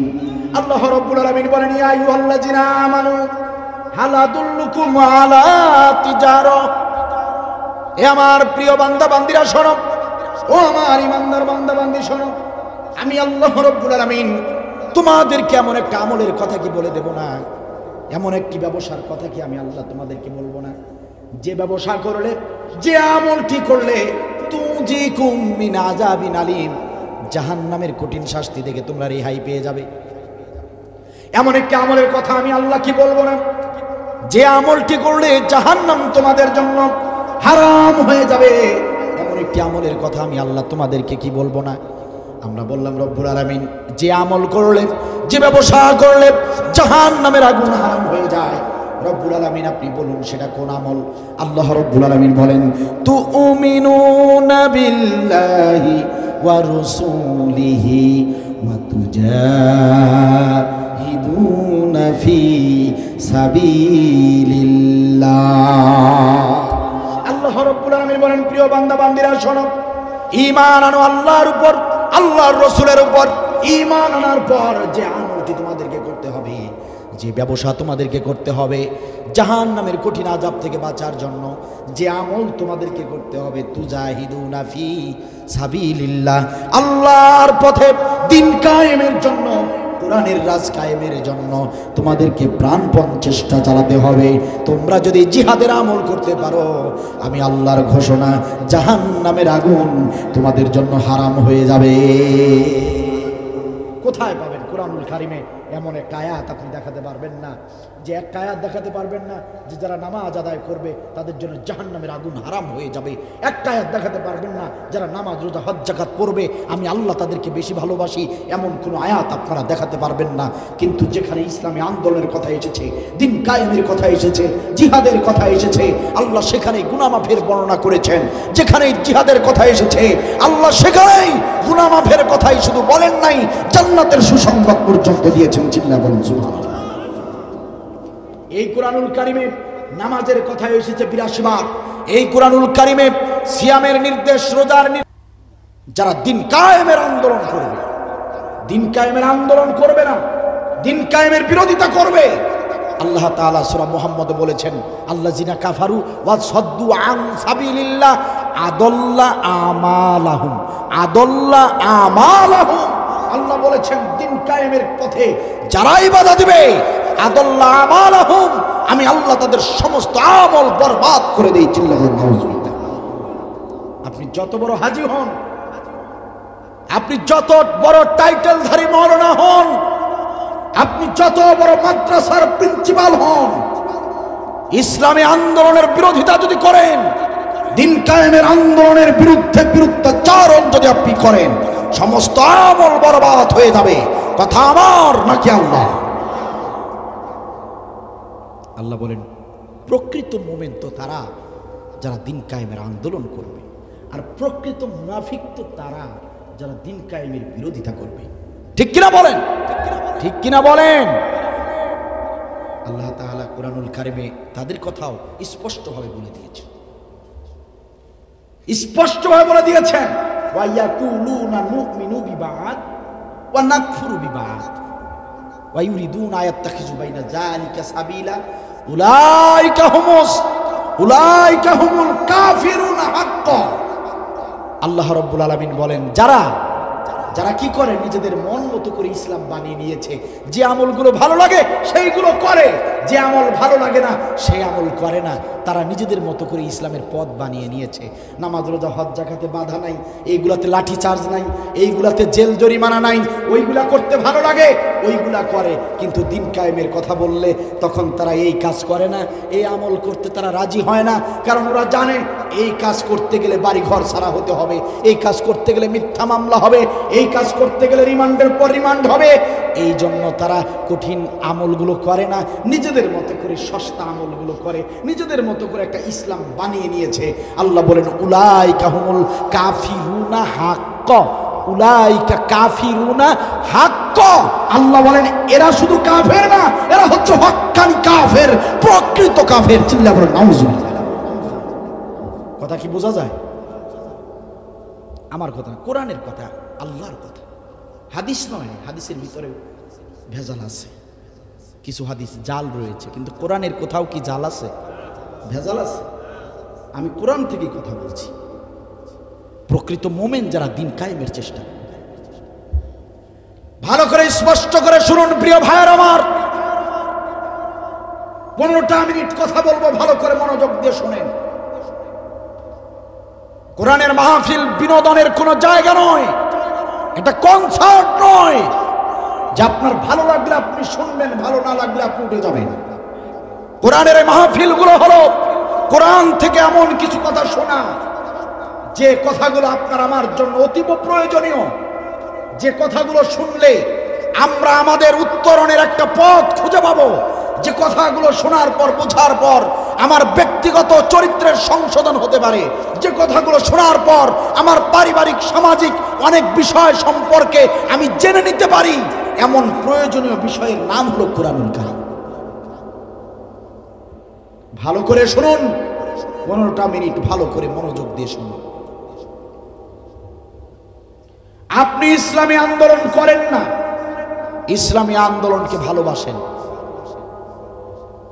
আপনি দিন কায়েমের আন্দোলন করেন না, কিন্তু দিন কায়েমের সৈনিকরা নির্যাতিত হলে আপনি চোখের পানি ফেলে তাদের জন্য দোয়া করেন। এরকম লোক আছে না? আছে, আছে। আপনি দিন কায়েমের আন্দোলন করেন না, ইসলামী আন্দোলন করেন না, কিন্তু ইসলামী আন্দোলনের লোকদেরকে আপনি ভালোবাসেন। আপনি ভেবেছেন আমি দল না করি তাতে কি, আমি ইসলামী দল না করি তাতে কি, কিন্তু ইসলামী দলকে আমি ভালোবাসি তো, আমি হুজুরদেরকে ভালোবাসি তো, ভেবেছেন এতটুকুতেই আপনি জান্নাত পেয়ে যাবেন। না, আপনি ভুল ধারণা, আপনার ভুল ধারণা।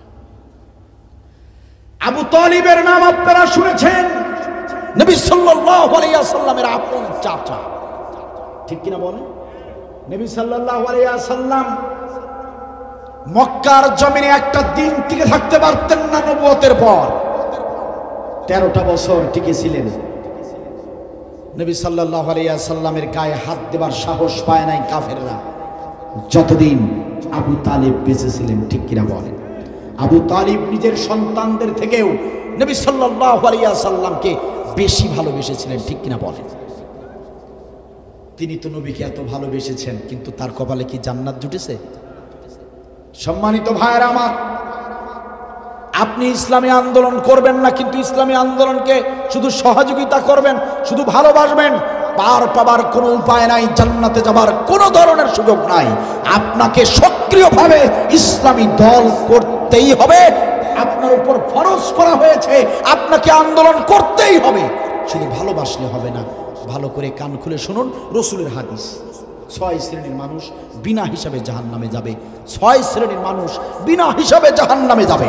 6 শ্রেণীর মানুষ বিনা হিসাবে জাহান্নামে যাবে।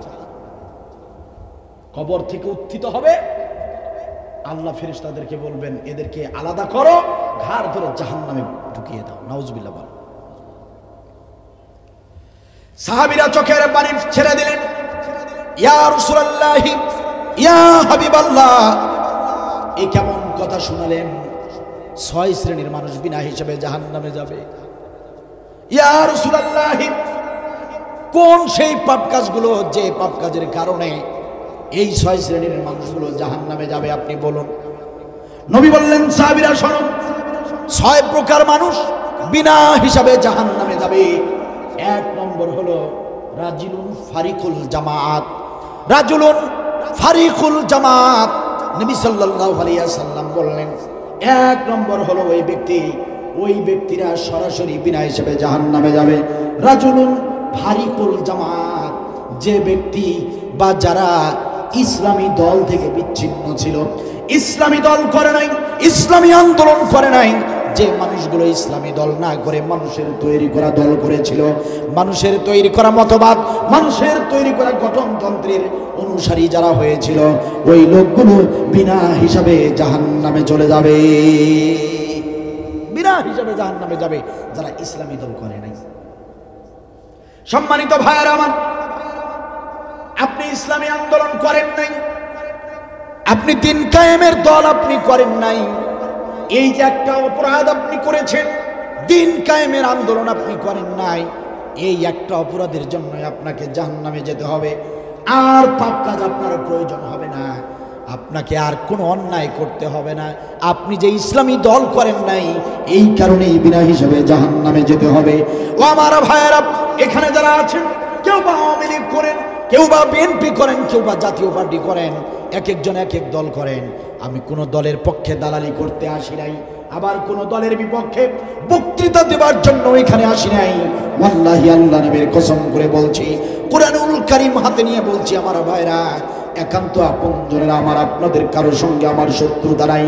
যেদিন কোরআনের মঞ্চে উঠেছি, সম্মানিত ভাইয়েরা আমার, শপথ নিয়ে মঞ্চে উঠেছি, যতদিন বেঁচে থাকবো, যতদিন জীবিত থাকবো, যতদিন আল্লাহর অক্সিজেন গ্রহণ করব, ততদিন কোরআনুল কারীমের মৌলিক হক কথাগুলো জাতির সামনে তুলে ধরবো। কারো সঙ্গে শত্রুতা নাই।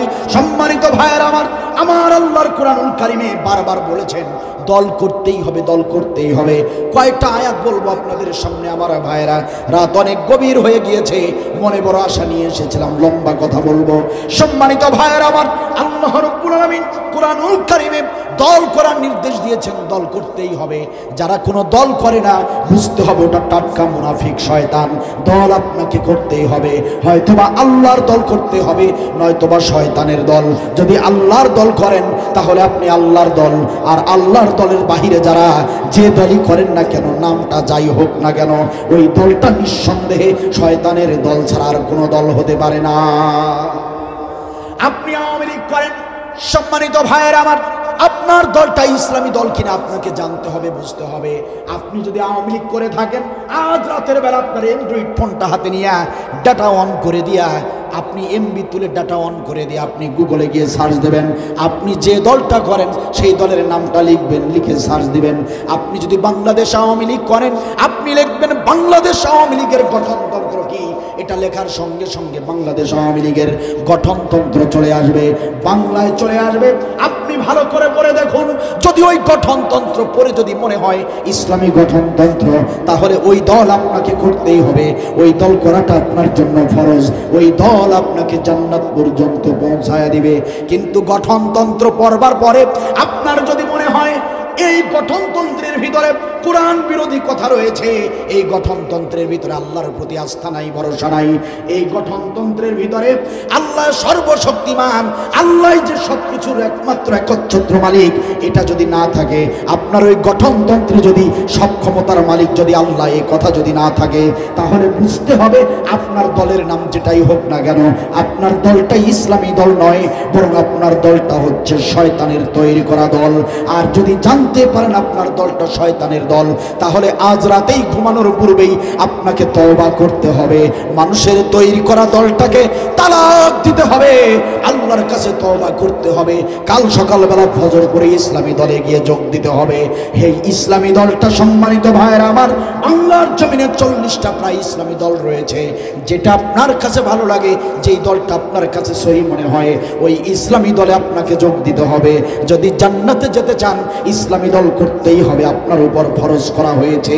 আর যদি ইসলামী দল আপনি না করেন, আল্লাহর কসম করে বলে যাচ্ছি সম্মানিত ভাইরা, আর কোনো পাপ কাজের প্রয়োজন হবে না, আর কোনো খারাপ কাজ করা লাগবে না।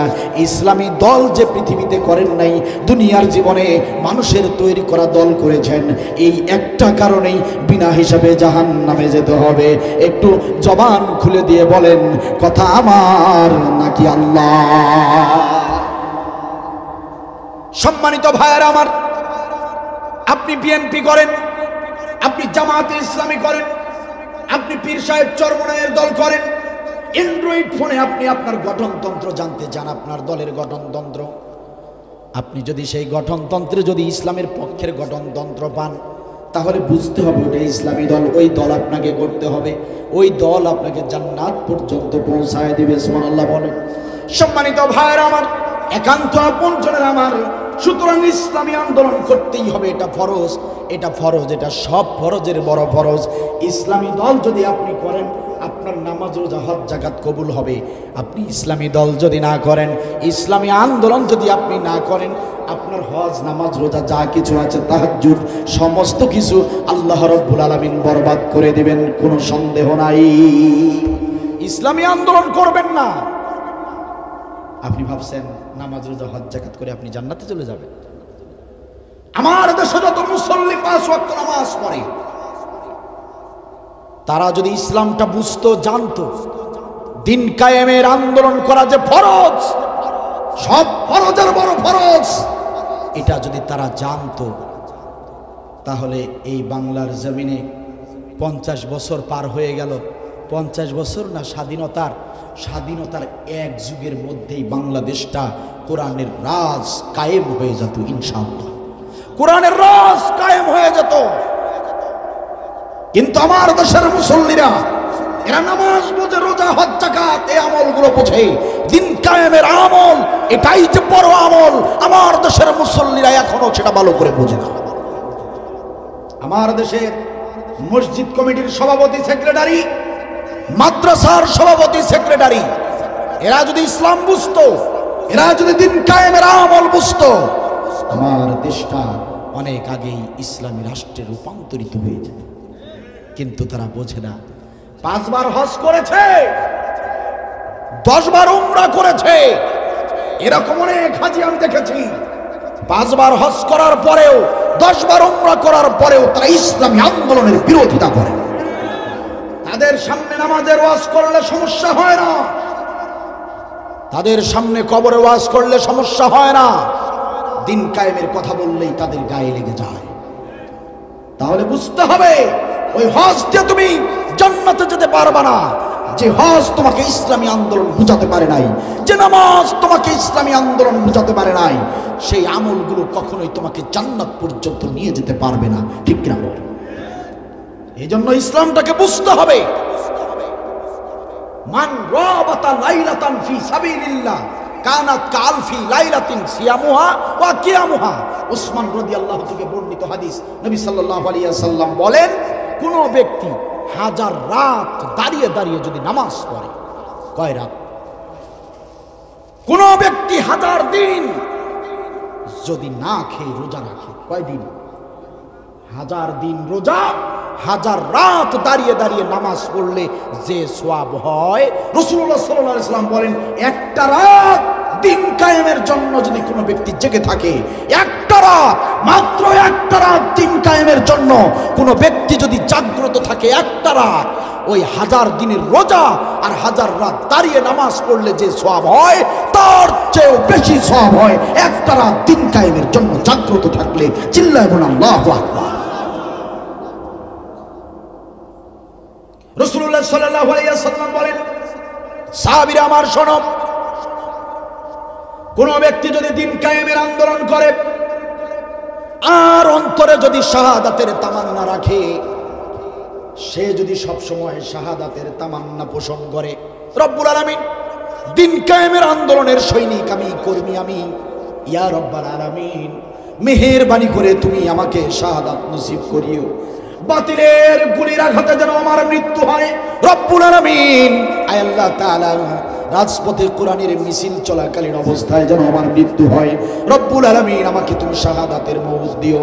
এমন করে যারা দিন কায়েমের আন্দোলন করবে, রাসূলুল্লাহ সাল্লাল্লাহু আলাইহি ওয়াসাল্লাম বলেন, সাহাবীরা শোনো, দিন কায়েমের আন্দোলন যারা করে আর অন্তরে যাদের ভিতরে শাহাদাতের তামান্না থাকে, এই লোকগুলো যদি তার ঘরের ভিতরে ঘুমের ঘরে যদি মারা যায়, তার বাসায় যদি জ্বরের কারণে মারা যায়, অথবা যদি তার ঘরের দরজার সঙ্গে ধাক্কা খেয়েও যদি ওই ব্যক্তি মারা যায়, ওই ব্যক্তি জ্বরের ভিতরে মারা গেলেও, ওই ব্যক্তি জ্বরের ভিতরে মারা গেলেও, ওই ব্যক্তি ঘুমের ঘরে মারা গেলেও, ওই ব্যক্তি দরজার সঙ্গে হোঁচট খেয়ে পড়ে গিয়ে মারা গেলেও, ওই ব্যক্তির মৃত্যুটা হবে শাহাদাতের মৃত্যু।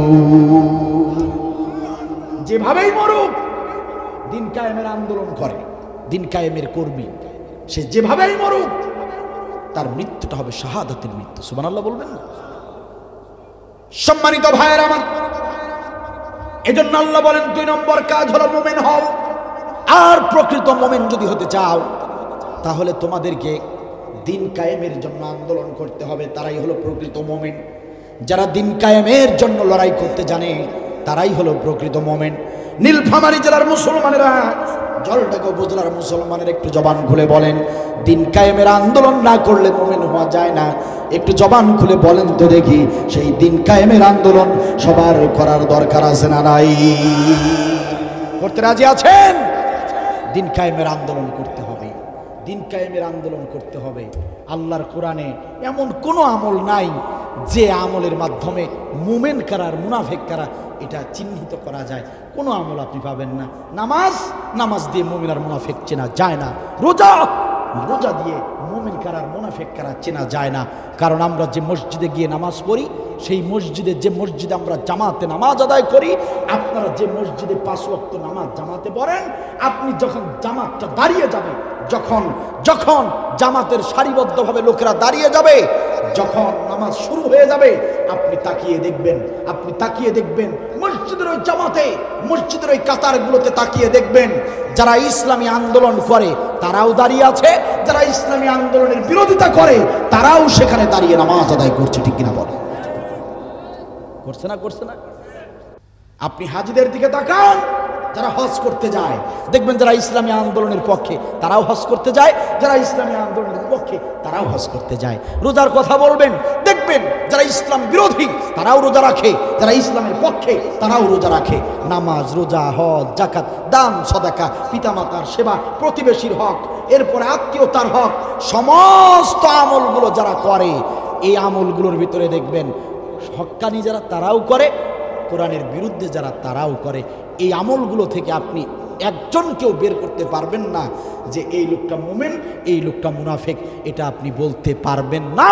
চেনার কোনো উপায় থাকতে পারে না। আছে চেনার উপায়? আল্লাহ রাব্বুল আলামিন বলেন, বান্দারে শোনো, কারা মুমিন আর কারা মুনাফিক এটা চেনার জন্য আমি কোরআনুল কারীম জুড়ে মাত্র একটি আমল দিয়েছি, একটি মাত্র আমল আমি দিয়েছি। এই আমলটি যারা করবে বুঝে নিও, এরাই হচ্ছে হক, এরাই হচ্ছে প্রকৃত মুমিন। আর এই আমলটি যারা করবে না, যারা সহ্য করবে না, যারা ঘৃণা করবে, যারা বিরুদ্ধচারণ করবে, তোমরা বুঝে নিও এরাই হচ্ছে টাটকা মুনাফিক। সেই আমলটি হলো জিহাদের আমল। দিন কায়েমের আন্দোলন, এই জিহাদের আমল, এই একটা মাত্র আমল, এই আমল দ্বারাই প্রমাণিত হয় কারা মুমিন আর কারা মুনাফিক। সম্মানিত ভাইয়েরা আমার, একান্ত আপনজনের আমার, নামাজ রোজা হজ যাকাত এইগুলো সবাই করতে পারে, মুনাফিকরাও করতে পারে, এগুলো মুমিনরাও করে, মুনাফিকরাও করতে পারে। কিন্তু জিহাদের আমল মুনাফিকরা মরে গেলেও এই আমল করবে না, মুনাফিকরা কখনোই ইসলামী আন্দোলনে যোগ দিবে না। কারণ মুনাফিকরা হলো সুবিধাবাদী, মুনাফিকরা চায় আরামায়েশ, তারা ভুল করেও ইসলামী আন্দোলন করবে না। কারণ ওরা জানে দিন কায়েমের আমল করলেই এখানে পুলিশের লাঠিচার্জ রয়েছে, দিন কায়েমের আন্দোলন করলে এখানে জেল জরিমানা রয়েছে, দিন কায়েমের আমল করলেই মিথ্যা মামলা রয়েছে, হামলা রয়েছে, দিন কায়েমের আন্দোলন করলেই ফাঁসিতে ঝুলিয়ে মেরে ফেলতে পারে। এই কারণে প্রকৃত মুমিন যারা, তারাই শুধু ইসলামী আন্দোলন করার সাহস রাখে। আর মুনাফিক যারা, তারা কোশ্চিন কালেও ইসলামী আন্দোলনে যোগ দেয় না, দিতে পারে না। এজন্য আল্লাহর পক্ষ থেকে মুমিন আর মুনাফিক চেনার একটাই মাত্র আমল, সেই আমলের নাম হলো জিহাদ ফি সাবিলিল্লাহ। সুবহানাল্লাহ বলবেন না? প্রকৃত মুমিন যদি হতে চাও তাহলে জিহাদের আমল করতে হবে। কিসের আমল? জিহাদের আমল করতে হবে। আর এই আমলটা ব্যক্তিগত আমল নয়, এই আমলটা করতে হয় সবাই মিলে, সংঘবদ্ধভাবে, দলীয়ভাবে। কথা কি বোঝা যায়? দিন কায়েমের আন্দোলন এটা একা করার জিনিস নয়, দলের মাধ্যমে করতে হয়। কিভাবে? দল। এই জন্যই তো বলি ঐক্যবদ্ধ হন। এক মুমিন আরেক মুমিনের কি হয়? ভাই ভাই। এটা তো হাদিস না, কোরআন। আল্লাহ তাআলা বলেছেন, হ্যাঁ, মুমিনরা পরস্পর ভাই ভাই, ইন্নামাল মুমিনুনা ইখওয়া।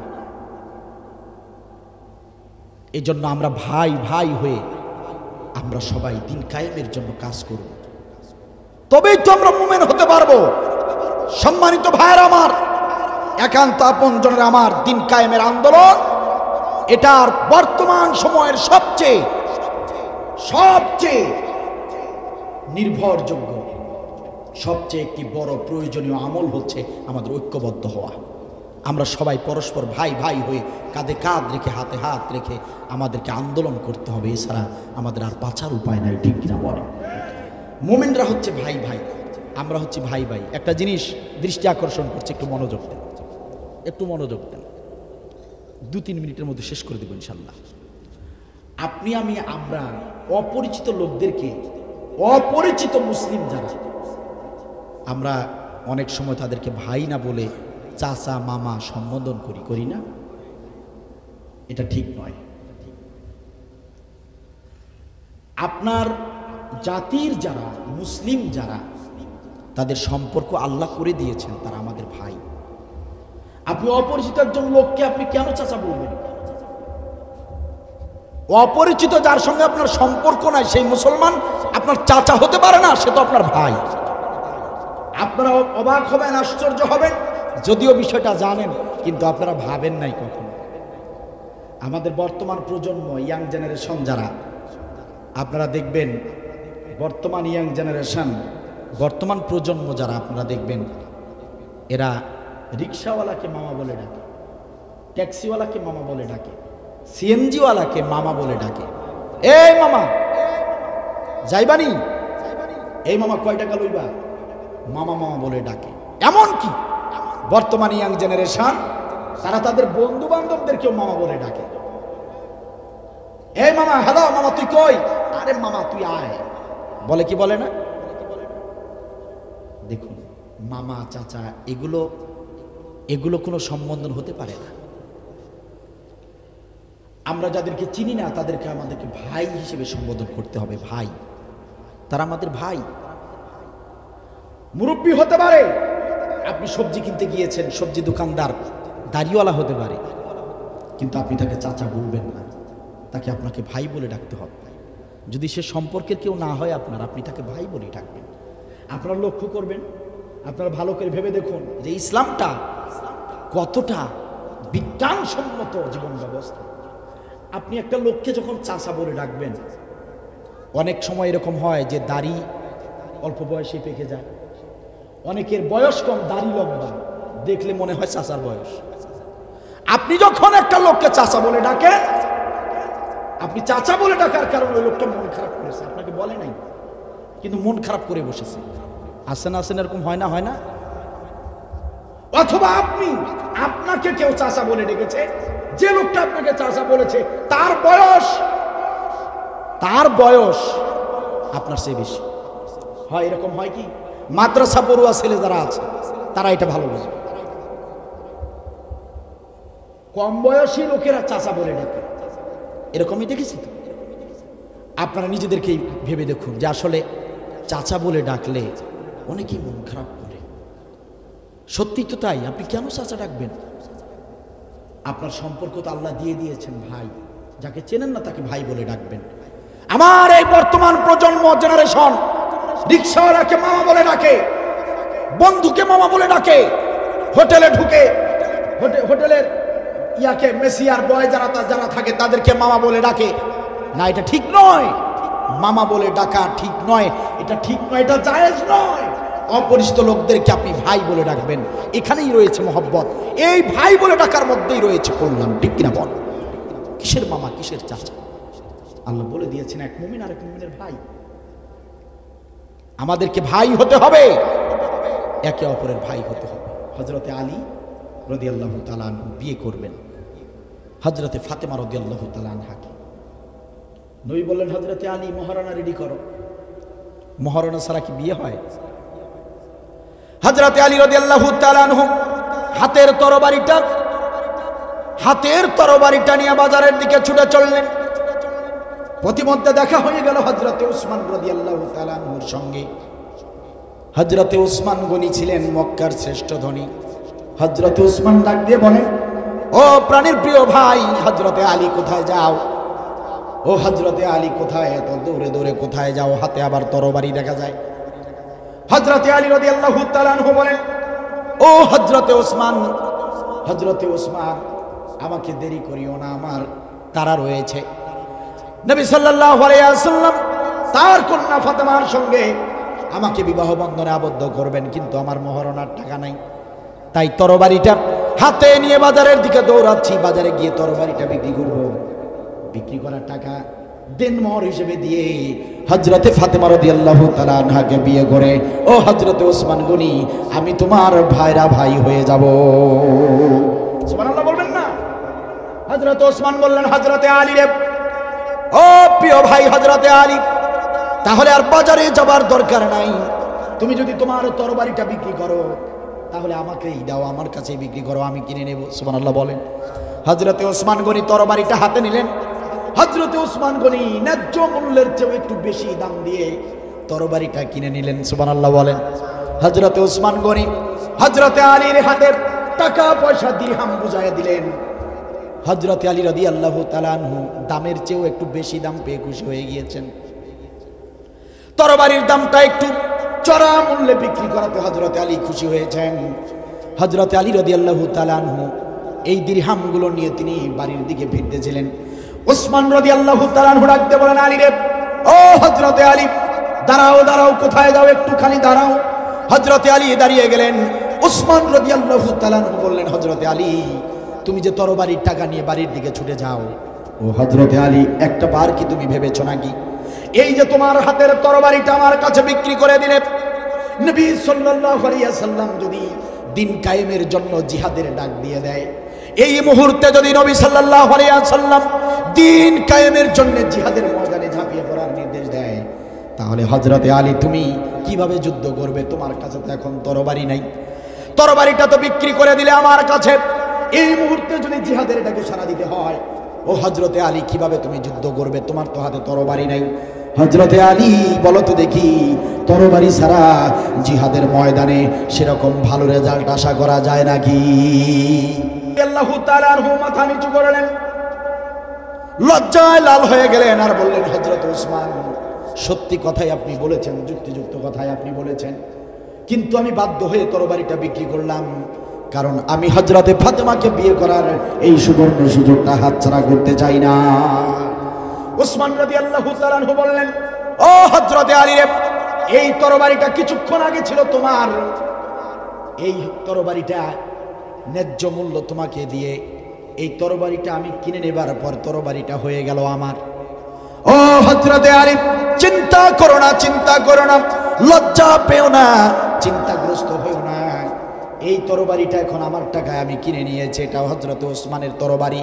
এই হযরতে ওসমানের টাকা দিয়ে কেনা, দিরহাম দিয়ে কেনা এই তরবারি আমি হযরতে আলীকে জিহাদের ময়দানে কাফেরদের বিরুদ্ধে অস্ত্র চালানোর জন্য আমার টাকায় কেনা এই তরবারি, ও হযরতে আলী আমি তোমাকে উপহার দিতে চাই।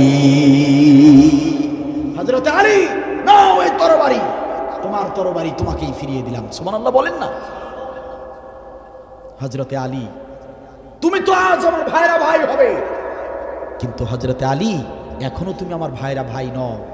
তোমার আমার সবচেয়ে বড় পরিচয় হলো তুমি আমার ভাই, কারণ তুমিও মোমেন, আমিও মোমেন। মোমেনরা ভাই ভাই, মোমেন বিপদে পড়বে আর এক মোমেন ছুটে আসবে তার পাশে, এটাই হলো মোমেনের দায়িত্ব, ঠিক কিনা? এজন্য আমাদের ঐক্যবদ্ধ হতে হবে, ঐক্যবদ্ধ হতে হবে, দিন কায়েমের আন্দোলন করতে হবে, ভাই ভাই হয়ে হিংসা বিদ্বেষ ভুলে যেতে হবে। যারা বোঝে না তাদেরকে বোঝাতে হবে, দিন কায়েমের আন্দোলনে শামিল করতে হবে, নতুবা আমরা রেজাল্ট পাবো না। আমরা অনেক হারিয়েছি, আর হারাতে চাই না। আমরা কোরআনের পাখিকে হারিয়েছি, আমরা ইসলামী আন্দোলনের সিফা সালার যারা ছিলেন তাদের সবাইকে এক এক করে আমরা হারিয়েছি। আমরা আর হারাতে চাই না, আমরা নতুন করে দেশটাকে গড়তে চাই, ঠিক কিনা বলেন? হতাশ হবার কোনো কারণ নাই, নিরাশ হবার কোনো কারণ নাই। একটা হিসাব শুধু আপনাদের সামনে পেশ করব। এই কোরআনুল কারীম হাদিস যারা পড়েন বোঝেন তারা দেখবেন কোরআনের ভিতরে আল্লাহ রাব্বুল আলামিন বলেছেন যে জমিনে যে জাতির উপর নির্যাতন করা হয় সেই জাতিকে আল্লাহ রাব্বুল আলামিন ওই জমিনের নেতৃত্ব দান করেন। ওয়া নুরিদু আন নামুন্না আলাল লাযিনা ইসতুদঈফু ফিল আরদ নাজআলাহুম আইম্মাতান ওয়া নাজআলাহুমুল ওয়ারিসিন। আল্লাহ বলেছেন যে জমিনে যাদের উপর নির্যাতন করা হয়, অন্যায়ভাবে যাদেরকে জুলুম করা হয়, কোনো এক সময় তাদের হাতেই আমি ওই জমিনের কর্তৃত্ব দিয়ে থাকি। শুধু কর্তৃত্বই নয়, শুধু নেতৃত্বই নয়, নেতৃত্বের উত্তরাধিকারী তাদেরকে বানিয়ে দিই। সুবহানাল্লাহ বলেন। এটা গেল কোরআনের কথা। এবার ইতিহাসের দিকে তাকান, ইতিহাসের দিকে তাকান। আমাদের বাংলাদেশ, এদেশের স্বাধীনতার স্থপতি বঙ্গবন্ধু শেখ মুজিবুর রহমান। বঙ্গবন্ধু শেখ মুজিবুর রহমানকে অন্যায়ভাবে একটি কালো রাতে পরিবারের সবাইকে সহ নির্মমভাবে হত্যা করা হয়েছিল, ঠিক কিনা বলে? পরিবারের অন্যান্য সদস্যদেরকে সহ রাতের গভীরে হত্যা করা হয়েছিল। তার কিছুকাল পরেই শেখ মুজিবুরের রক্তে রঞ্জিত এই জমিনের নেতৃত্ব আল্লাহ রাব্বুল আলামিন তার কন্যাকে, তার মেয়ে শেখ হাসিনাকে দিয়েছেন, ঠিক কিনা বলে? কথা কি বোঝা যাচ্ছে? এই বাংলাদেশের স্বাধীনতার ঘোষক জিয়াউর রহমান, তাকেও অন্যায়ভাবে কুচক্রী মহল রাতের গভীরে হত্যা করেছিল। কথা বলেন, করেছিল? করার কিছুকাল পরে জিয়ার রক্ত যে জমিনে পড়েছে ওই জমিনের নেতৃত্বের দায়িত্ব তার স্ত্রী খালেদা জিয়াকে আল্লাহ দিয়েছে। কথা বলেন না কেন? ঠিক কিনা বলেন? সম্মানিত ভাইরা আমার, কোরআন কখনো মিথ্যা বলে না। ইতিহাস আপনাকে শিখাবে, আপনাকে জানাবে। কোরআনের সঙ্গে ইতিহাস মিলাবেন, দেখবেন একদম সূর্যের আলোর মতো মিলে যাবে, প্রত্যেকটা পয়েন্টে মিলে যাবে। আজ বাংলার জমিনে হক্কানি আলেমদের রক্ত এই জমিনে ঝরানো হয়েছে। যাদের কোনো অপরাধ ছিল না, যারা মানবতা বিরোধী ছিল না, যারা রাজাকার ছিল না, যারা জঙ্গি ছিল না, যারা সন্ত্রাসী ছিল না, যারা ছিল এই বাংলার জমিনের খাঁটি সোনা, ঠিক কিনা বল? তাদেরকে এই বাংলার জমিনে হত্যা করা হয়েছে, অন্যায়ভাবে তাদেরকে ফাঁসিতে ঝুলানো হয়েছে, অনেক ভাইদেরকে গুলি করে মেরে ফেলা হয়েছে, বন্দুক যুদ্ধের নামে মেরে ফেলা হয়েছে, অনেককে গুম করে রাখা হয়েছে, যাদের খোঁজ এখন এই জাতি জানে না। এইরকম নির্যাতন যাদের উপর হয়েছে, বিশ্বাস করেন শেখ মুজিবুরের রক্ত যেমন বাংলাদেশ নেতৃত্ব দিয়েছে, খালেদা জিয়ার তার স্বামীর রক্ত এই বাংলার জমিনে রঞ্জিত হয়েছিল বলে তার স্ত্রী যেমন নেতৃত্ব দিয়েছে, এই বাংলার জমিনে আমাদের হক্কানি আলেম যারা রক্ত দিয়েছে, আজ হোক আর কাল হোক, এই বাংলার জমিনের নেতৃত্ব এই ইসলামী আন্দোলনের নেতারা দিবেন, দিবেন, অবশ্যই দিবেন। সূর্য যদি সত্য হয়ে থাকে, সূর্য যদি সত্য হয়ে থাকে, সূর্য যেমন পূর্ব দিকে উদিত হয়, পশ্চিম উদিত হয়, পশ্চিম অস্ত যায়, এটা যেমন সত্য, এই বাংলার জমিনে ইসলামী আন্দোলনের সৈনিকরা কোরআনের রাজ কায়েম করবেন, এটাও তেমন চিরন্তন সত্য, চিরন্তন সত্য ইনশাআল্লাহ। শুধু সময়ের অপেক্ষা, শুধু সময়ের অপেক্ষা, শুধু সময়ের অপেক্ষা। হতাশ হবেন না। আল্লাহ যা করেন মঙ্গলের জন্য করেন, আল্লাহ যা করেন কল্যাণের জন্য করেন। হতাশ হবেন না। হয়তোবা পরিপক্ক হবার আগেই কোনো ডিসিশন পেলে হয়তোবা আমরা হয়তোবা সাকসেস হতে পারতাম না। এই জন্য আল্লাহ রব্বুল আলামিন আমাদেরকে পরিপক্ক হওয়ার জন্য, ঘাটতি পূরণের জন্য কিছু সময় দিচ্ছেন। এই সময়টা পরেই এই বাংলার জমিনের নেতৃত্ব দেবার মতো বীর পুরুষ কেউ থাকবে না ইসলামী আন্দোলন ছাড়া। সময়ের অপেক্ষা করুন, ওয়েট অ্যান্ড সি, দেখেন আল্লাহ করে কি ইনশাআল্লাহ তাআলা। কোরআনুল কারীম, হাদিস, ইতিহাস বারবার আমাদেরকে স্মরণ করিয়ে দিচ্ছে। হতাশ হবার কোনো কারণ নাই, শুধু সময়ের অপেক্ষা ইনশাআল্লাহ তাআলা। আমরা একটা সময় আমরা বাংলার জমিনে কোরআনের রাজ দেখব। আমরা কোরআনের পতাকা না দেখে, আমরা ইসলামী রাষ্ট্র না দেখে আমরা মরতে চাই না। এটা আমাদের সবচেয়ে বড় আশা, ঠিক কিনা বলেন? আল্লাহ তাআলা আমাকে সহ আমাদের সবাইকে দিন কায়েমের পথে, ইসলামের পথে প্রকৃত মোমেন যাতে হতে পারি, সেই হিসেবে আল্লাহ তাআলা আমাদের কবুল করুন, বলেন আমিন। 1 নম্বর মুসলিম হতে হবে, 2 নম্বরে মোমেন, 3 নম্বরে আল্লাহ তাআলা বলেন কনিতিন হতে হবে, মানে নির্দেশ পালনকারী হতে হবে। অন্যান্য নির্দেশ যা আছে, নামাজ, রোজা, হজ, যাকাত সব করতে হবে। এরপর আল্লাহ তাআলা বলেন সদিকিন ও সদিকত, এরপর হতে হবে সদিকিন বান্দা হতে হবে। এরপর আল্লাহ বলছেন আসবিরিন ও সবিরত, ধৈর্য ধারণকারী হতে হবে। এরপর আল্লাহ তাআলা বলছেন ওয়াল খশিন ওয়াল খশিয়াত, বিনয়ী হতে হবে।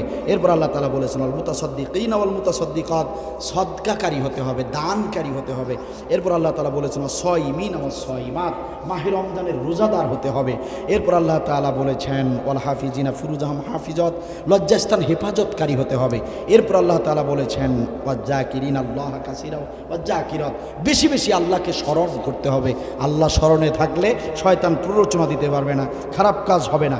এরপর আল্লাহ তাআলা বলেন এই আমলগুলো যারা করবে আ'আদাল্লাহু লাহুম মাগফিরা, আমি আল্লাহ এদের সমস্ত গুনাহ মাফ করে দেব, ওয়া আজরুন আযীমা, তাদেরকে আমি জান্নাতের মালিক বানিয়ে দেব। সুবহানাল্লাহ।